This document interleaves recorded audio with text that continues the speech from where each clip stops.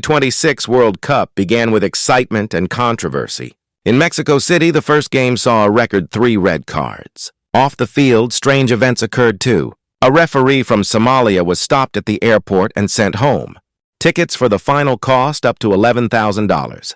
Attorneys general in U.S. states investigated FIFA's ticket pricing. Even Donald Trump received a FIFA Peace Prize. This tournament, the largest in history, shows how sports mix with politics and money. We saw pure joy, too, like Raul Jimenez crying after scoring a goal. Years after a serious injury doctors thought would end his career. To understand it all, we must look back to where it began. The first World Cup was held in Uruguay in 1930. Many European teams refused to come. The Great Depression made the long boat trip too costly. FIFA President Jules Rimet convinced France, Belgium, Romania, and Yugoslavia to travel anyway.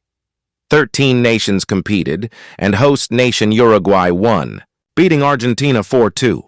The tournament grew over the decades. It paused for World War II, then returned. In 1958, a 17-year-old named Pelé became a star. Brazil won again in 1962 and 1970, keeping the original trophy after their third title. A new trophy was made, the golden design still used today. The old one was stolen in 1983 and never found. The tournament kept expanding, settling at 32 teams from 1998. FIFA had become rich and powerful. Its system seemed unbreakable, until one man wanted more. In 2017, FIFA President Gianni Infantino announced a huge change. 2026 would feature 48 teams instead of 32. FIFA said this meant greater inclusion, giving smaller nations like Jordan and Curacao a real chance to qualify. But critics said the real reason was money. FIFA expected close to $9 billion in revenue, driven by 40 extra matches and new broadcast deals. Others worried about player welfare since tired stars would have almost no rest after their club seasons. Some feared lopsided, boring group games. The dream of inclusion collided with the reality of profit, and this was only the beginning of the tournament's logistical challenge. For the first time, 3 countries co-hosted: the United States, Mexico, and Canada. Fans crossed 4 time zones and multiple borders to follow their teams. From the quarterfinals onward, every match was played in the U.S., raising questions about whether the tournament was becoming too American. Still, the football delivered joy.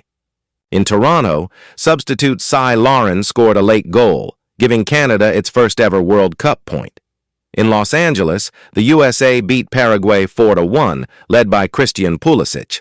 But outside the stadiums, anger was building, over ticket prices reaching $30,000, and over a Somali referee questioned for hours and denied entry. Fan anger over pricing grew into official investigations by lawyers in New York and New Jersey, probing whether FIFA had acted unfairly. FIFA eventually offered some $60 tickets, but resentment lingered. Meanwhile, U.S. travel bans created chaos for fans and officials from countries like Iran, Haiti, Senegal, and Côte d'Ivoire. Referee Omar Artan of Somalia was held for 11 hours at Miami Airport and sent home despite valid FIFA credentials. Infantino's response, telling people to relax, drew criticism.